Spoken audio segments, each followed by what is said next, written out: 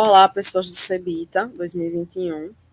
Eu estou aqui para apresentar o trabalho dos autores Marcos Vinícius Meiado, Maria Carolina Carvalho Santos, que sou eu, e Moacir dos Santos Andrade. Esse trabalho ele é intitulado Estudo Alelopático de Crotalária retusa. E como podemos ver aqui na imagem do lado direito, nós temos a imagem da crotalária e do lado esquerdo nós temos a imagem do fruto da crotalária. Dessa forma, vamos para a nossa introdução. Então, nós temos logo no título as seguintes palavras: efeito alelopático. O que seria esse efeito alelopático? Essa alelopatia. As plantas, elas tendem a competir no meio ambiente por água, luz e alguns nutrientes. Então, o que acaba acontecendo nessa competição, elas tendem a liberar no meio ambiente alguns compostos químicos, que são eles denominados metabólitos secundários. Esses compostos químicos, esses metabólitos secundários, eles tendem a interagir com as outras plantas. Porém, essa interação, ela nem sempre vai ser positiva, ela tende a ser mais negativa. Então, eles tendem a fazer mal tanto para o crescimento, tanto para a germinação da semente da outra planta, quanto para a outra planta em si, adulta ou plântula. Normalmente, quem apresenta um grande potencial alelopático são as plantas exóticas invasoras. Por que estamos falando delas? Porque as plantas exóticas invasoras têm sido um dos grandes problemas nos biomas da restinga, do cerrado e às vezes da caatinga. O que acaba por acontecer aqui? Essas plantas elas invadem os ambientes e tendem ao redor dela, não ter outras plantas. Então, ela tem segmentos puros apenas dessa planta, da planta exótica em si.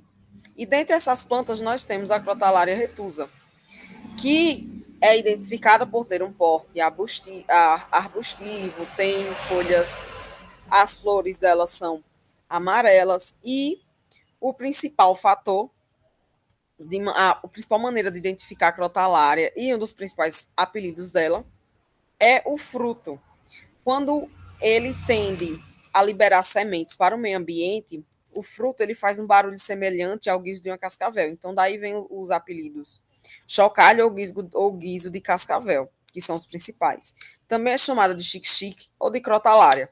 Muitas vezes é utilizada como adubo orgânico, quando põe-se o pasto para descansar, então adubo orgânico ou o meio verde do pasto. Também é utilizada muitas vezes na medicina popular e em algumas atividades farmacológicas. Vamos descobrir qual é o objetivo desse trabalho. O objetivo desse trabalho é avaliar se essa planta, se essa espécie invasora, em especial, no caso a Crotalária retusa, se ela possui o efeito alelopático, e vamos observar isso na germinabilidade de sementes de lactuca sativa, no caso do alface.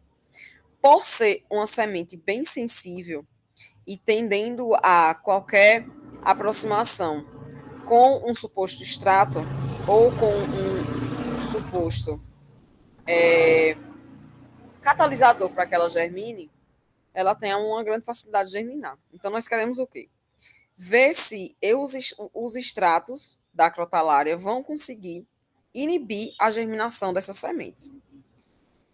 Como isso?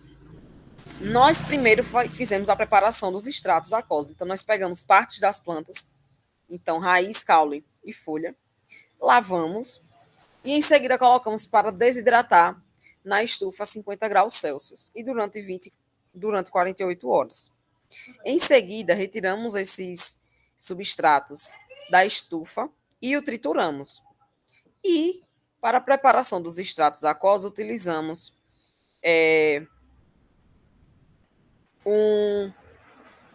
uma diferença de 1 de resíduo para 20 de água destilada. O que seria isso? Se eu tenho 10 gramas de substrato, então eu vou ter que utilizar 200 ml de água. E a partir daí, fizemos o nosso substrato, o nosso extrato. Como? Colocamos ele para decantar durante 24 horas.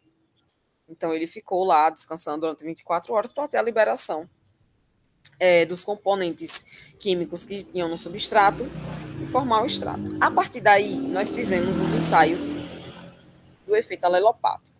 Coamos o extrato e ficamos apenas com o líquido. Esse líquido, ele foi diluído em quatro valores. Então, nós tivemos o extrato bruto com 100%, o extrato de 50%, de 25% e de 12,5%. Esses extratos eles foram preparados e colocados em placas de Petri, contendo 25 sementes de alface. Para cada diluição, utilizamos 4 plaquinhas de Petri, então 4 plaquinhas com 25 sementes. Para que isso? Para a gente ter uma maior confiabilidade estatística no nosso trabalho. Então, nós tivemos 4 repetições na diluição de 100%, 4 na de 50%, 4 na de 25% e 4 na de 12,5%. Observamos cada plaquinha dessa diariamente durante 8 dias. E para saber se a semente tinha germinado, utilizamos como critério a produção da radícula. Então, assim que a radícula aparecia, considerávamos aquela semente como germinada. Após os 8 dias, utilizamos para obter o índice de germinação, o software GerminaQuant. Como isso? Esse software, ele nos dá uma área muito fácil de trabalho. Como? Ele simplesmente pede a quantidade de repetições, a quantidade de sementes por repetição e a quantidade de tempo que a gente ficou observando. E a partir daí a gente preenche uma tabelinha que ele coloca.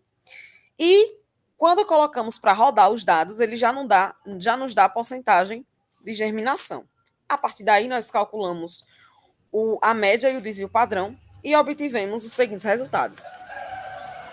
Quando nós tínhamos o extrato de 100% da raiz, todas as sementes germinaram. Esse 1 aqui seria o nosso 100%, as nossas 25 sementes. O caule, 0,90 e a folha, 0,88. Então, nós já percebemos aqui que no